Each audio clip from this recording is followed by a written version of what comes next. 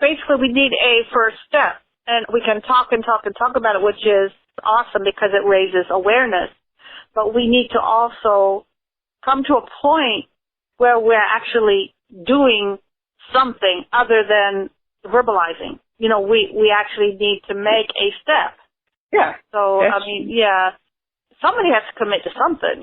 Agreed. So I don't know. When I put a petition out there and I promote it and just like a handful of people come forward, I don't know whether that means people are disinterested or they think that it won't do any good anyway, or whether they just haven't seen it. I mean, it's really hard to know whether that is going to reach anybody and get them to actually take action. I just don't know whether people are beyond that. That was my concern when that happened. Do you know what I mean? Yeah. Yeah, absolutely. You know, do you think that people are beyond petitions at this point? No, I think some are a little jaded. I think people are open at this point to anything that is going to bring about some type of solution, some type of change. So I don't think that they're opposed to it, but there is a concern that nothing's going to change. Just like people who don't vote. You know what I'm saying? Right, like in people's minds, they're like, well, what difference does it make? It's still going to be the same old, same old.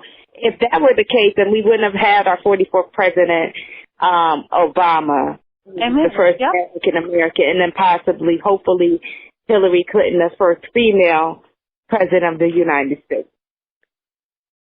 Above and beyond that, we may have a president, we may have laws that we have to follow, but ultimately, we need to concentrate on ourselves, pulling ourselves up, unifying ourselves, and then we can face whatever adversity is presented. I think that you do have a valid point. However, I think in terms of enacting some of these issues or these safeguards, if for lack of a better word, if we make it into a law, that means that the officers and districts have no choice but to abide. You know what I mean? It's more of a safeguard because then they know, you know, even though they don't, but the thing is, even though they may not want to, the thing is they have some type of consequence or repercussion for not following the law or following the book. Okay? If you don't, if you drive without a seatbelt, there's consequence for that. You get a ticket. So right now what's happening is these officers are so-called driving without a seatbelt. You know what I mean? They're going out and they're exacting a lot of chaos, those who are doing it, not all. And there's no repercussion. Because one is put accountable to the letter of the law because there is no law that is in place to safeguard. And we have cameras now, and the citizens are out here showing what they've seen, that they've seen abuse. Even if it's not murder, they're seeing a lot of people being beaten up pretty bad for no good reason. Mm-hmm. So they need to be held accountable not only for murder, but like you said, everything. Exactly. So how are we going to get that message? How are we going to get some action out of it other than raising awareness? Is there another step that you feel we can take together to make this happen? It's definitely utilizing our collective voices through social media. Okay. But like the post that I have, or not the post that I think was critical because I was hoping it would have set up a dialogue. So, just briefly reading them, I had actually challenged, all of my Facebook friends, which are about 400 and something. It's not a lot. Some people have 4,000. Some people have 4 million. If each individual, I said top 5, but even if it was just one, like one of the and I'm going to just read mine after I say this point. One of the things that one of my Facebook friends suggested was to evaluate officers every 6 months for a psyche eval. Ah, that's a good idea. like for me, my top 5 basically says, like the first one, I said the current system is flawed, design new laws for proper police conduct. 2, intervention by second or third responders, such as counselors, crisis unit, so forth and so on. Because just like when you have a fire, you know, you have what we call first responders. That's so critical because they are going to be on the front line. We need to have intervention by those second or third or first responders before the situation escalates. 3rd, when hiring new recruits under 5 years, a process must occur along with sensitivity training, because what's happening now, the world is a lot more diverse. You know, we have our community members who are different race, different ethnicities. We have those who are of different sexual persuasion. We have those who are transgender. There needs to be sensitivity training, period, across the board to deal with people from all walks of life. You know, you have the immigrant community who's coming in, and those, you know, from certain countries. I don't want them to feel discriminated against, you know what I mean, from if they're coming from an Islamic community, for example. There needs to be sensitivity training for that. You understand what I'm saying? I totally do. Yeah, agreed. Internal affairs must take a more active and direct role in cases such as these. And 5, justice for victims of police violence / misconduct on the same level as blamed officers.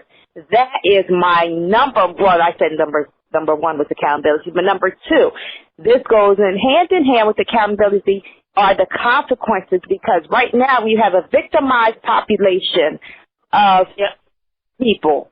And nothing is being done. It almost takes the point to the individual has in jail for 10, 11, 20 years to come out and get maybe a $5 million settlement.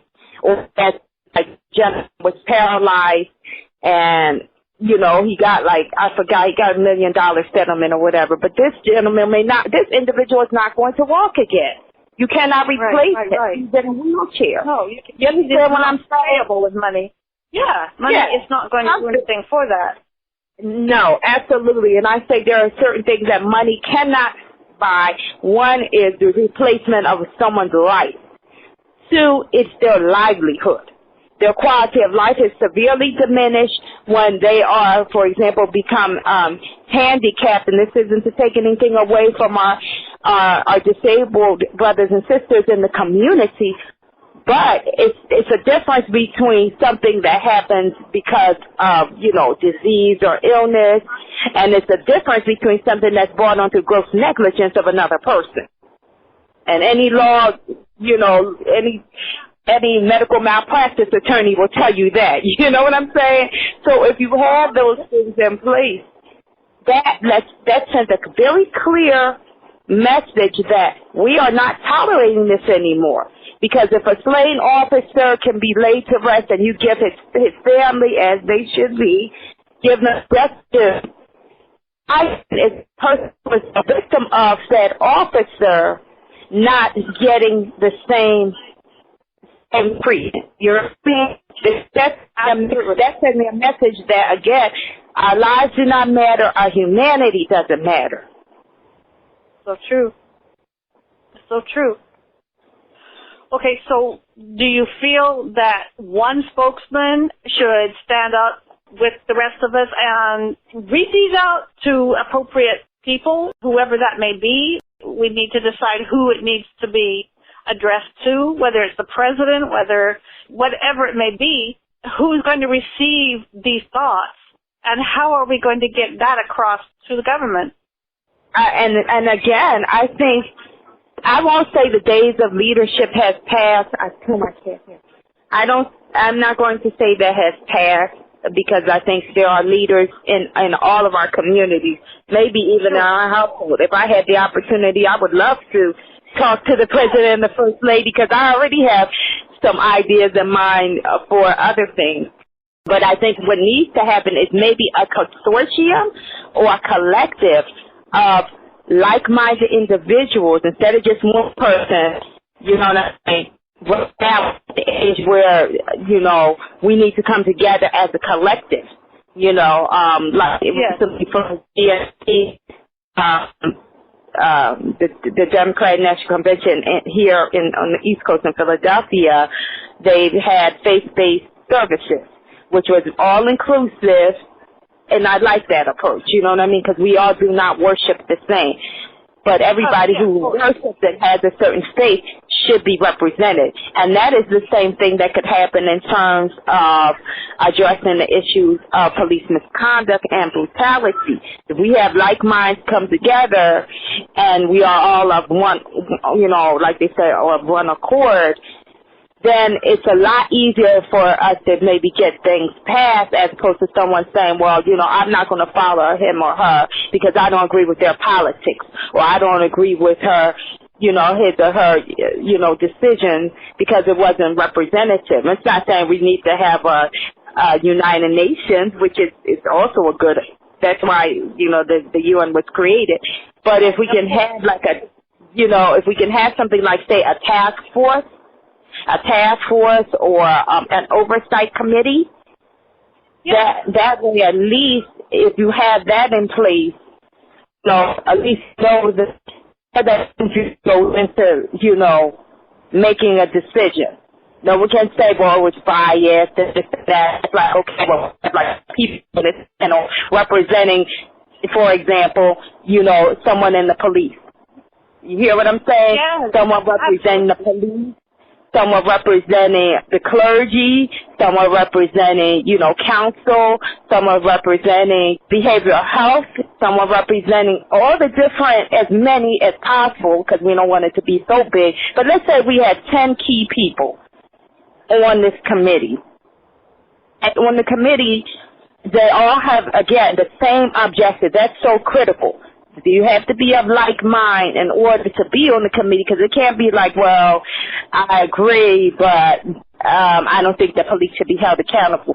The purpose of the committee is that, okay, we all are under the same agreement that we want change, we want police held accountable, and so forth and so on. We want to, you know, bring the police and the citizens together. That's the only stipulation, because even when you have a board, and I've worked with, you know, a lot of nonprofit organizations, and the decisions that are made by the board are, you know, are final in the sense that even if the person who is the founder of the nonprofit made an agreement, but the board supersedes that. You know what I'm saying?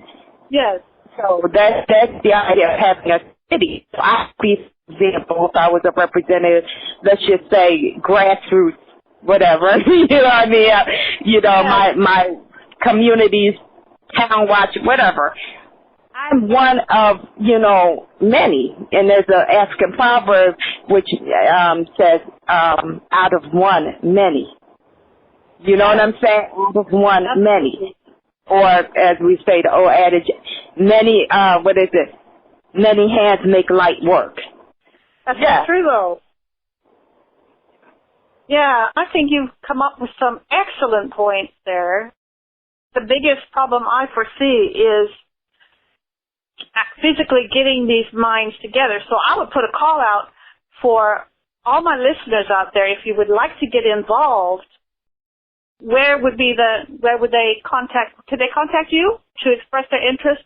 They can definitely contact me via email or via my Facebook page. I'm on Pinterest.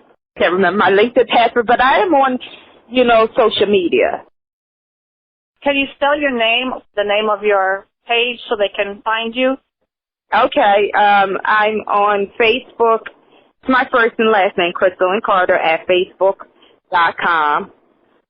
Oh, I'm sorry, Professor Isis, because Isis is my adage. I go by Crystal and Isis, as in the goddess, the mother goddess. Carter, CHRISTOLYNISIS, Carter, CARTER. And it says Professor, because I'm an educator, Professor Isis at Facebook.com, or Isis the Scholar at Facebook.com. Either one of those will work. Pinterest is Professor Isis at Pinterest.com. email is M as in Mary, S as in sandwich, C as in Charles, D as in dog, Carter, CARTER, 125@gmail.com. Excellent. Thank you so much. I didn't hear whether you mentioned your email. If you're using it. If you're not using it, then they can contact you on your pages. Yeah, my email is, my Gmail is Miss C.D. Carter 1229@gmail.com.